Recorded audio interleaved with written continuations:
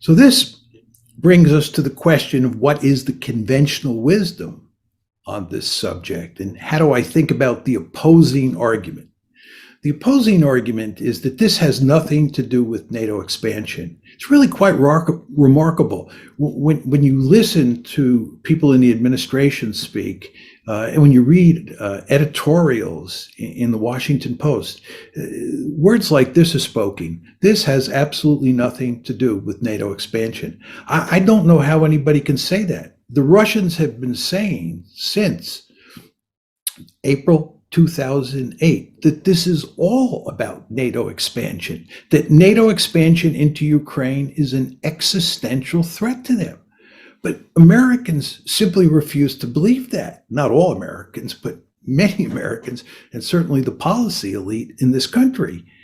And instead, what they have done is they've created a story that it is not American policy. It's not NATO expansion that's driving this train. Instead, it's Vladimir Putin. And it's the fact that Vladimir Putin is either bent on recreating the Soviet Union or he's interested in creating a greater Russia. But whichever one of those two outcomes you take, he is ultimately an expansionist. He's on the march. And thank God we expanded NATO, because if we hadn't expanded NATO, he'd probably be in Berlin by now, if not Paris. This is the basic argument. He is an aggressor. There are a number of problems with that argument. First of all, before February 22nd, 2014, nobody was arguing that he was aggressor. Nobody was arguing that NATO expansion was required for the purposes of containing Russia before February 22nd, 2014. We didn't think he was a problem. And in fact, when the crisis broke out on February 22nd, 2014, we were actually shocked. If you go back and look at the newspapers at the time, the Obama administration was caught with its pants down. Why? Because they didn't think that that the Russians were aggressive. But of course, we had to invent the story after the crisis broke out so that we weren't blamed for what happened. We had to blame the Russians. So we created this story.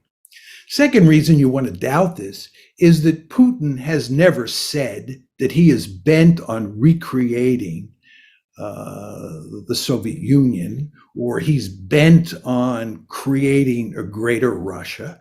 He's never said he was bent on conquering Ukraine and integrating it into Russia. There's no question that in his heart, he thinks that it would be appropriate for Ukraine to be part of Russia. In his heart, he's made it clear he'd love to bring back the Soviet Union. But he's also explicitly said that in his head, he fully understands that this is a bad idea.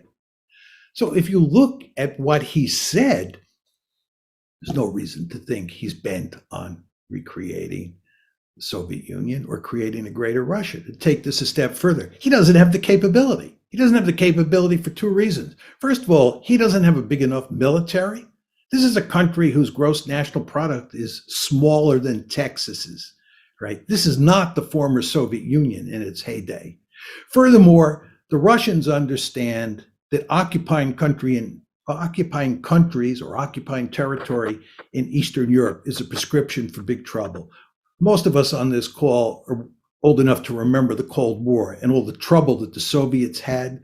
Think East Germany, 1953, Hungary, 1956, Czechoslovakia in 1968, constant trouble with the Poles. And one could argue that the Romanians and the Albanians were the biggest pain in the necks they ever faced. The Russians are surely sophisticated enough to know that not only do they not have the capability, but that occupying Ukraine, occupying the Baltic states would be like swallowing a porcupine. This would be crazy. So I think there's hardly any evidence to support that. And the final point I'd make is if you look at what the Russians are doing militarily in Ukraine at the moment, it does not look like they're bent on conquering the country and occupying it and integrating it into a greater Russia.